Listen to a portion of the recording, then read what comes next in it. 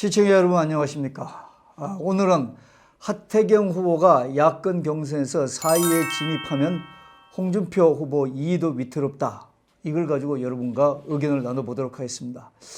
아시다시피 여권은 1위 후보가 거의 결정이 되었지 않습니까? 야권 경선도 이제 중반을 넘어서 2차 컷오프 직전입니다.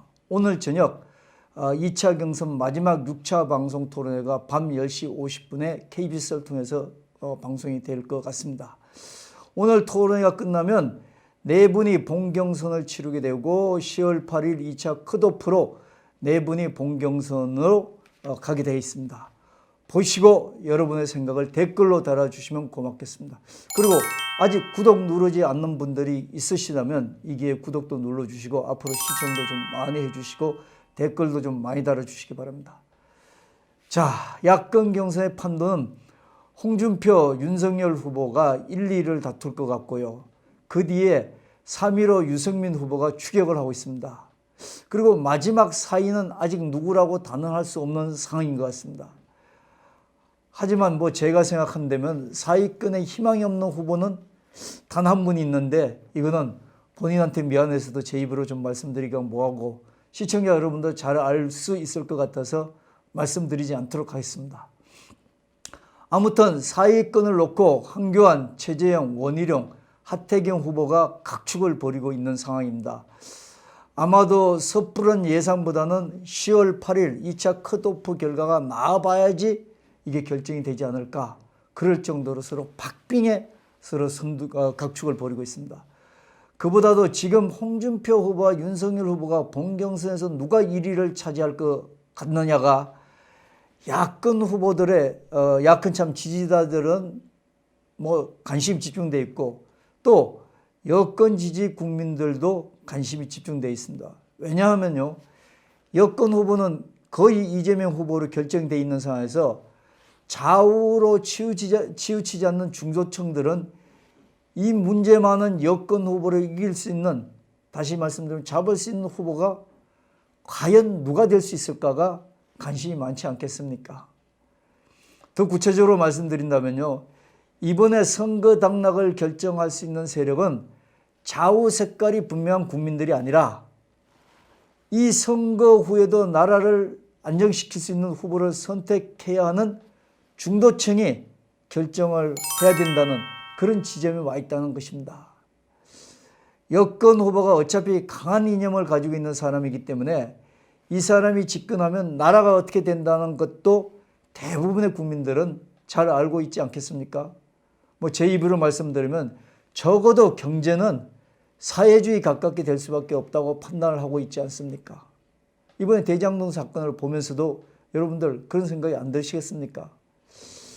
또 야권의 바람대로 정권 교체를, 이번에 야권의 바람대로 정권 교체를 한다면은 또 그 이후에 민노총이라든지 정교조와 같은 극렬한 이익단체와 지금의 여권이 결탁해서 또 제2, 제3의 촛불을 들고 나오지 않겠습니까? 이걸 막을 야권의 후보로 먼저는 윤석열 후보가 반문 진영 국민들을 결집시키는 아이콘으로 기세등등하게 등장하다가 현재는 정치적 경험이 풍부하고 강한 전투력을 보여줬던 홍준표 후보가 정치 경험이 없어 실언과 실수를 연속하는 윤 후보를 따라잡았다고 하지 않습니까? 여론조사 결과도 오히려 홍 후보가 앞서는 걸로 지금 현재는 나오고 있지 않습니까? 이런 상황에서 이번 야권 본경선에 하태경 후보가 진출하면 홍준표 후보한테는 결정적으로 위험 요소가 될 수가 있다는 것입니다. 자, 여러분 한번 생각해 보시면 이게 제 얘기가 이해가 될 겁니다. 하태경 후보가 처음 대선 후보로 출마를 한다고 할 때 많은 사람들은 굉장히 의아해했지 않습니까? 사람은 똑똑하지만 아직은 대선 후보로서 경륜은 아직까지는 아니야. 이런 게 많은 사람들의 생각 아니었습니까? 정치를 좀 아는 분들의 생각은 하태경 후보가 이렇게 정치적으로 대선 후보로 빨리 나오는 것은 정치적으로 같은 뜻을 가진 유승민 후보를 먼저 앞서기 돕기 위해 소위 페이스메이커 역할을 하기 위해 나왔다. 이렇게 판단하는 분들도 계셨습니다. 페이스메이커, 육상이나 수영에서 특정 선수가 좋은 기록을 낼 수 있도록 만드는 사람, 뭐 특정 선수라 그러면 여기서 생각하면 유승민 후보라고 생각할 수 있습니다. 실제 하태경 후보는 본인의 뛰어난 토론 능력이라든지 또 개혁 보수 후보로서 1차 컷오프도 통과를 했고요. 2차 컷오프도 어떻게 보면 사위권에 들 가능성이 많습니다. 지금 여론조사가 2.2에서 1.78 정도 차이가 있지만 그거 사실 굉장히 오차 범위가 있거든요. 오늘 토론에서 사실 어떻게 되느냐에 따라서 또 달라질 수가 있습니다. 오늘 그 KBS로 나가기 때문에 사람들 많이 볼 것 같습니다. 특히 이 하태경 후보는 토론회에서 유승민 후보와 역할을 이렇게 분담해서 역할을 나눠서 유승민 후보가 윤석열과 이재명 등의 그 반문재인 세력에 대해서 반박에 집중을 할 때 하태경 후보는 홍준표 후보를 집중적으로 물고 늘어주고 그렇게 하지 않았습니까? 앞에서 말한 유승민 후보를 위한 소위 페이스메이커로서 그 역할을 홍준표 후보를 구태 정치인으로 몰아가는데 어느 정도는 하태경 후보가 역할을 했다고 할 수가 있습니다. 특히 오늘은 홍준표 의원의 막말을 문제 삼아 정치인 홍준표보다 인간적인 약점까지 싸잡아 때리고 있어서 자칫하면 1위권으로 간신히 도락했다고 그럴 수 있나요? 하여튼 1위권도 좀 위태위태한 홍준표 후보의 발목을 잡는 역할을 하고 있다. 이렇게 말씀드릴 수가 있습니다. 이 상황에서 하태경 후보가 이 야권 본선 경선에 4위가 돼서 본선 경선에 들어간다고 하고 우리가 한번 가정해 보면요.